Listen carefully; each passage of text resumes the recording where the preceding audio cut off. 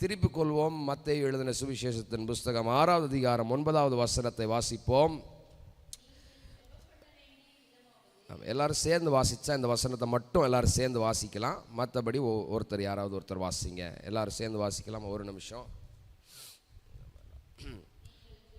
Okay, எல்லாரும் சேர்ந்து வாசிக்கலாங்களா? மத்தேயு 6:9. நீங்கள் ஜெபம் பண்ண வேண்டிய விதமாவது, பரமண்டலங்களில் இருக்கிற எங்கள் பிதாவே, உம்முடைய நாமம் பரிசுத்தப்படுவதாக, உம்முடைய ராஜ்யம் வருவதாக, உம்முடைய சித்தம் பரமண்டலத்திலே செய்யப்படுகிறது போல பூமியிலேயும் செய்யப்படுவதாக. எங்களுக்கு வேண்டிய ஆகாரத்தை இன்று எங்களுக்கு தாரும். எங்கள் கடனாளிகளுக்கு மன்னிக்கிறது போல எங்கள் கடன்களை எங்களுக்கு மன்னியும். எங்களை சோதனைக்குட்பட பண்ணாமல் தீமை நின்று எங்களை ரட்சித்து கொள்ளும். ராஜ்யமும் வல்லமையும் மகிமையும் என்றென்றைக்கும் உம்முடையவைகளே. ஆமேன், ஆமேன், ஆமேன். நாம் நேற்றைய தினத்தில் இந்த பரமண்டலங்களில் இருக்கிற ஜபத்தை முதல் பகுதியாக எப்படி ஜெபிக்கலாம், எப்படி ஒரு ஜெபம் இருக்கணுங்கிறத பார்த்தோம். பரம மண்டலங்களை குறித்து நாம் தியானித்தோம், ஜெபத்தை குறித்து நம்ம தியானித்தோம். இன்னைக்கு எங்கள் பிதாவே என்ற வார்த்தையை மையமாக வைத்து ஒரு சில காரியங்களை நம்ம தியானிக்க போகிறோம். ஆமென். இந்த யாருக்கும் கிடைக்காது இருக்கிற ஒரு ஸ்லாக்கியத்தை கர்த்தர் நமக்கு கொடுத்திருக்கிறார். என்னன்னா, ஒரு தெய்வத்தை அப்பா பிதாவே என்று கூப்பிடுகிற ஒரு ஸ்லாக்கியத்தை நம்மக்கிட்ட ஆண்டவர் கொடுத்திருக்கிறார். ஆண்டவர் நம்மளுக்கு ஒரு ஸ்பிரிட், ஒரு ஆவியை கர்த்தர் கொடுத்தது. என்ன ஒரு எப்படிப்பட்ட ஆவியைனா, அவரை அப்பா என்று கூப்பிடத்தக்க புத்திர சுவிகாரத்தின் ஆவியை உங்களுக்கும் எனக்கும் கர்த்தர் கொடுத்திருக்கிறார். ஆமென். நாம் ஜெபிக்கிற பொழுது எப்படி ஜெபிக்கிறவர்களாக இருக்கணும் என்றால், ஒரு அடிமைகளைப் போல ஜெபிக்க கூடாது. நாம் ஜெபம் பண்ண உட்காருகிற பொழுது பிள்ளையாக உட்கார்ந்து ஜெபிக்க வேண்டும். இந்த பெக்கிங் ப்ரேயர், அதாவது ரெக்வஸ்ட்டுங்கிறது வேற, பெக்கிங்கிறது வேற. தமிழ் எப்படி சொல்கிறது? அதாவது வேண்டுதல் செய்கிறதுங்கிறது வேற, வருந்தி கேட்கிறதுங்கிறது வேற. இந்த தேவன் ஊழியத்திற்கு போகிற பொழுது ஒரு ஸ்திரீ வர, என்னுடைய மகள் பிசாசினால் அவதிப்பட்டு கொண்டு இருக்கிறாள், அவளுக்கு என்ன பண்ணுங்கன்னா, நீங்கள் என்ன பண்ணுங்க, சுகத்தை கொடுங்கன்னு ஆண்டவர் சொல்லும் போது ஆண்டவர் என்ன சொல்கிறார் தெரியுமா? என்ன சொல்கிறாரு?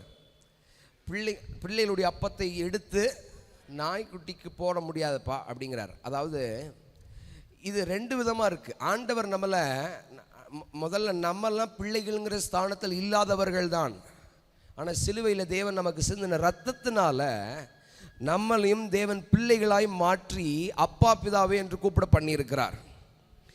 மறுபடியும் போய் அடிமை போல ஜெபிக்கக்கூடாது. அவர் உங்களை பிள்ளையா மாற்றின பிறகும் போய் அடிமைகளை போல் என்ன பண்ணக்கூடாதுன்னா, ஜெபம் பண்ணாதீங்க.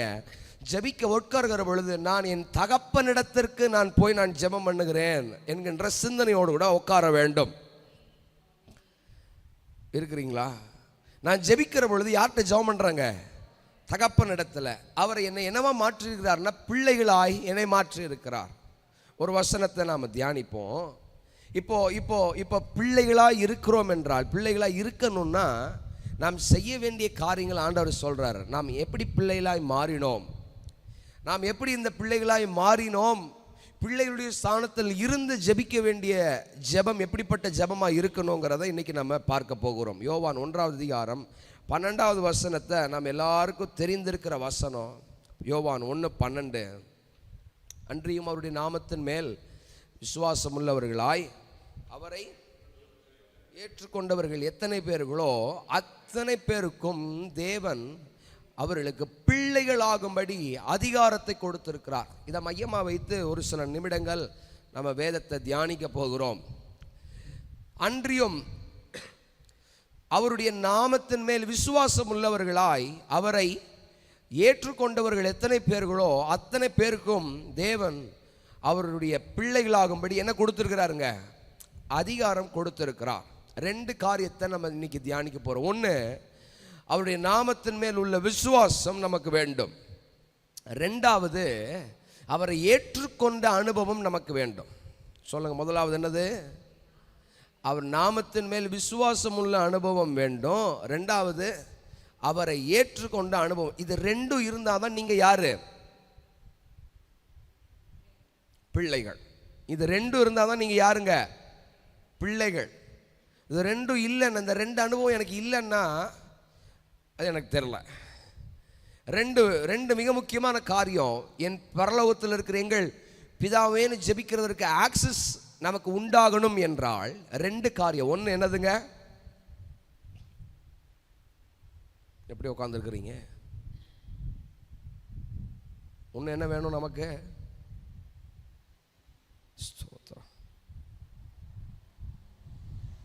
முதல்ல நமக்கு கவனம் வேண்டும்.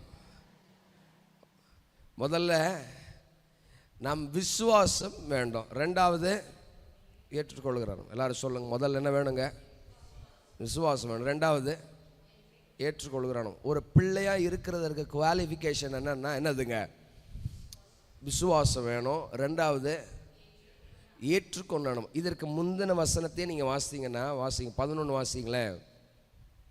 11 வாசிங்க.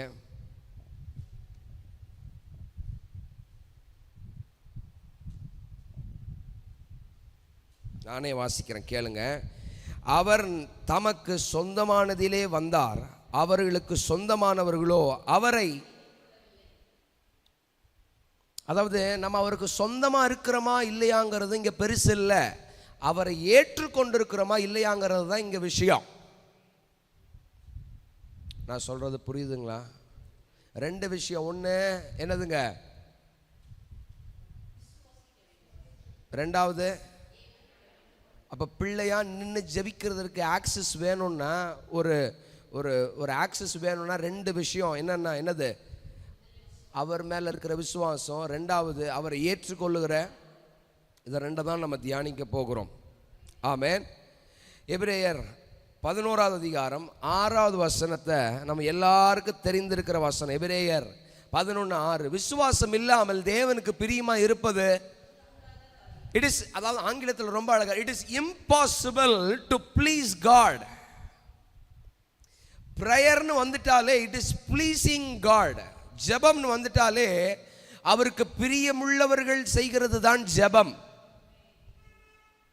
அப்போ without knowing God or without faith we cannot please God.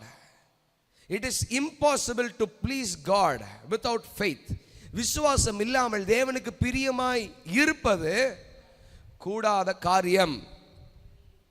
அப்போ நமக்கு நான் பிள்ளையா நிக்கணும்னா எனக்கு என்ன தேவைன்னா, முதல்ல நான் சொல்ற விசுவாசம் இல்லாமல் ஒருவராலும் ஜெபிக்க முடியாது. அதுக்கப்புறம் வாசிங்க. எபிரேயர் 11:6. நானே எல்லா வசனத்தையும் வாசிச்சிட்டுமா? விசுவாசம் இல்லாமல் தேவனுக்கு பிரியமா இருப்பது கூடாத காரியம். அடுத்தது, ஏனென்றால்,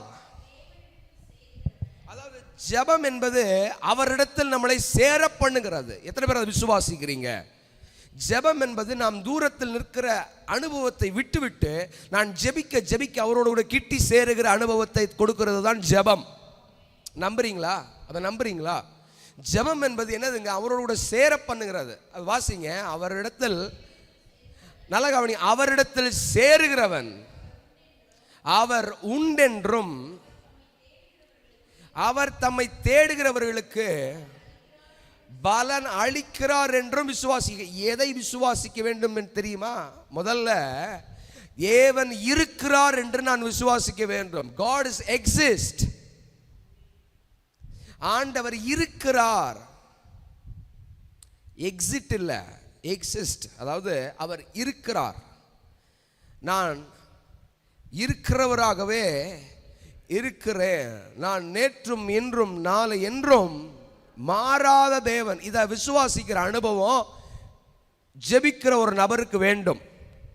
அதாவது சும்மா ஏதோ ஜெபிக்கிற மாதிரி ஜெபிச்சுட்டு இருக்க கூடாது. நான் ஆகாயத்தில் சிலம்பம் பண்ணுகிறவனாக ஓடேன் அப்படின்னா, ஏதோ ஜெப நேரம் வந்துருச்சுன்னா உட்காந்து ஏதோ ஜெபிக்கணுங்கிறதுக்காக ஜெபிக்கிற அனுபவம் இருக்கக்கூடாது. நான் ஜெபிக்க உட்காருகிற பொழுது முதல்ல பரம மண்டலங்கள் என்னுடைய சமூகத்திற்கு கர்த்தர் பரலோகத்திலிருந்து கர்த்தர் கொண்டு வருகிறார் என்கின்ற நம்பிக்கை வேணும், விசுவாசம் வேணும். ரெண்டாவது, நான் யாரோ ஒருவரிடத்துல ஜெபிக்கல. கடவுளே நீங்க இருக்கிறீங்களா இல்லையான்னு தெரியல, ஆனாலும் சொல்றேன் கேட்டுக்கங்க. அது இல்லை, தேவன் இருக்கிறார் என்கின்ற நம்பிக்கையோடு கூட அவர் சமூகத்தில் அவர் எப்படி இருக்கிறார்னா, எனக்கு அப்பாவா இருக்கிறாரு என்கின்ற நம்பிக்கையோடு கூட, என் தகப்பனா இருக்கிறார் என்கின்ற நம்பிக்கையோடு கூட நான் உட்கார்ந்து ஜெபிக்கிறவனா இருக்கணும். அப்ப ஜெபம் அவரோடு கூட சேர பண்ணுகிறது. அவரிடத்தில் சேருகிறவன் அவர் உண்டென்றும் அவர் தம்மை, ஜெபம் என்பது அவரை தேடுகிற அனுபவம். நான் சொல்றது புரியுதுங்களா? ஜெபம் என்பது அவரை தேடுகிற அனுபவம். அதிகாலையிலே என்னை தேடுகிறவன் என்னை கண்டடு. அப்படின்னா என்னது? அதிகாலையில் தேடுறவன்னா எங்க தெருவில் போய் தேடுறதா? இல்லை, தேவ சமூகத்தில் உட்கார்ந்து ஜெபிக்கிறது தான் அதிகாலையில் தேடுகிறது. அப்போ தேடுகிறது, those who seek, என்னை தேடுகிறவர்கள் என்னை என்ன பண்ணுவார்களாம்? கண்டடைவார்கள்னு இருக்குது. இன்னொரு இடத்துல சொல்லப்படுகிறது, அவரை கண்டடையத்தக்க சமயத்தில் தேடுங்கள். அப்படின்னா ஜெபம் தேவனை தேடுகிற அனுபவம். அப்ப அவரை தேடுகிறவர்கள் அவரிடத்தில் என்ன பெற்றுக்கொள்வார்களாம்? பலனை பெற்றுக்கொள்வார்கள் என்ற நம்பிக்கையோடு கூட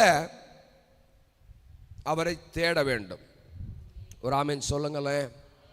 ஆமேன். ஒரே ஒரு நபரை குறித்து நாம தியானிக்க போகிறோம். இளையகுமாரன் தன் தகப்பனை விட்டு ரொம்ப தூரம் போய் நிற்கிறார். ரொம்ப தூரம் போனதுக்கு அப்புறம் இப்போ இளையகுமாரன் தன் தகப்பனிடத்துல சேர வேண்டும். தகப்பனிடத்துல இளையகுமாரன் கதை உங்களுக்கு சொல்லணுங்கிற அவசியம் இல்லை, மனப்பாடமாவே தெரியும் இல்லைங்களா? இளையகுமாரன் இப்ப தகப்பனிடத்துல சேர வேண்டும். எபிரேயர் 11:6 சொல்லப்படுகிறது, அவரிடத்தில் சேருகிறவன் அவர் உண்டென்று. முதல்ல இளையகுமாரனுக்கு ஒரு மைண்ட்ல ஒரு ஸ்ட்ரைக் வருகிறது, எனக்கு ஒரு தகப்பன் உண்டு. நான் சொல்றது புரியுதுங்களா? நான் ஜெபிக்க உட்காருகிற பொழுது எனக்கு ஒரு சிந்தனை வேணும். என்ன சிந்தனைனா, எனக்கு ஒரு தகப்பன் உண்டு, அவர்கள் தான் ஜெபிக்க முடியும், அவர்கள் தான் எழும்பி தகப்பனிடத்தில் சேர முடியும். அந்த சிந்தனை வராத வரைக்கும் உங்களால் ஜெபிக்கவும் முடியாது, உங்களால் தேவனிடத்தில் சேரவும் முடியாது. நான் சொல்றது விளங்குதுங்களா? இளையகுமாரன் எப்பொழுது தன் தகப்பனிடத்தில் சேர்ந்தான் என்றால், சேருகிறது என்றால் நான் தெளிவா சொன்னேன், சேருகிறது என்றால் ஜெபிக்கிறது தான் அவரோடு என்ன பண்றதுங்க? சேருகிறது.